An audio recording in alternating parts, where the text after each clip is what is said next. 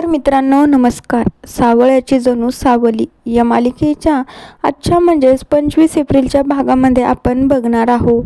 इकडं आता सावली आणि सारंग, ओवी आणि अभिर मात्र विठुरायाच्या मंदिरात आलेले असतात. आता तिथे मात्र प्रत्येक वर्षी प्रत्येकाची एक एक स्पर्धा असते की जे डोळ्यावरती पट्टी बांधून विठुरायाचा दिवा लावेल ना, त्याच्या आयुष्यातील सगळे दुःख दरिद्री दूर होऊन जातात आणि विठुरायाची त्यावर कृपा होते. त्यानंतर सावली आणि सारंगला देखील डोळ्यावरती पट्टी लावूनच तो दिवा लावायचा असतो. तर दुसरीकडे ओवी आणि अभिर दोघंजण खेळत खेळत भेटत असतात. भेटल्याच्या नंतर अभिर ओवीला सांगू लागतो की ओवी, तुला माहिती आहे का विठुरायाच्या मंदिरात आज काय असते म्हणून? आज काय करतात की आज ना ज्याच्या मनातली इच्छा आहे ना की माझं सगळं दुःख कटावं, माझ्या आयुष्यात सगळं सुख यावं, असं व्हावं तसं व्हावं, त्याच्यासाठी काय करता माहिती का ओवी? विठुरायाच्या मंदिरामध्ये ना आज डोळ्यावरती पट्टी बांधून इकडे तिकडे न जाता न बघता आपल्याला तो दिवा लावायचा असतो. जेणेकरून आपण दिवा लावला आणि मग विठुराया आपल्या आयुष्यामधले सगळे संकट दूर करतात. तर ओवी म्हणू लागती, हो का अभिर, असं असतं का बरं? मग चल ना आपण दोघीजण पण दिवा लावूया. त्यानंतर आता अभिर म्हणू लागतो, तुला सांगू का ओवी, माझ्या आईच्या आयुष्यात पण आता सध्या खूप सारे संकट चालू आहेत. मला असं वाटतंय माझ्या आईनंच तो दिवा लावायला हवा. आपण तर अजून छोटालेच आहोत.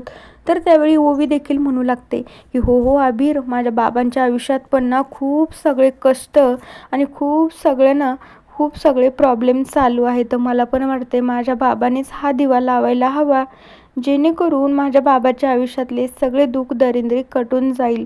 त्यानंतर अभिर आणि ओवी मात्र विठुरायाच्या मंदिरामध्ये जात असतात. तर दुसरीकडे सावली, सारंग अनेक भक्तांनी मात्र डोळ्यावरती पट्टी बांधलेली असते, जेणेकरून प्रत्येकाची इच्छा असते की विठुरायाच्या मूर्तीसमोरचा दिवा मीच लावावा. प्रत्येकाच्या मनात हीच इच्छा चालू राहते. आता डोळ्यावरती सारंगने देखील आणि सावलीने देखील पट्टी बांधलेली असते. एकमेकांना तर कोणी दिसत नसतं. सावली देखील विठुरायाच्या मूर्तीजवळ जाण्याचा प्रयत्न करत असते. तर सारंग देखील तसंच करत असतो की त्यालाही मात्र तो दिवा लावायचा असतो, म्हणून विठुरायाच्या मूर्तीजवळ जाण्याचा प्रयत्न तो करत असतो. तेवढ्या वेळामध्ये मात्र सावली आणि सारंग एकमेकांच्या अगोदर तर पाठीमागे येतात.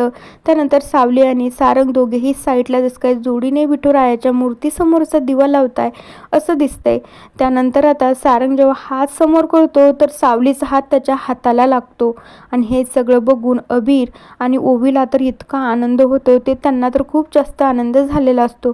तर मित्रांनो आता बघूया येणाऱ्या भागात सावली आणि सारंग दोघे एकाच हाताने दिवा लावता आणि दोघे एकमेकांच्या समोर येतात हे नक्की बघूया. तोपर्यंत या मालिकेच्या पुढील भागांच्या अपडेटसाठी आपल्या चॅनलला नक्की सबस्क्राईब करा. So bye.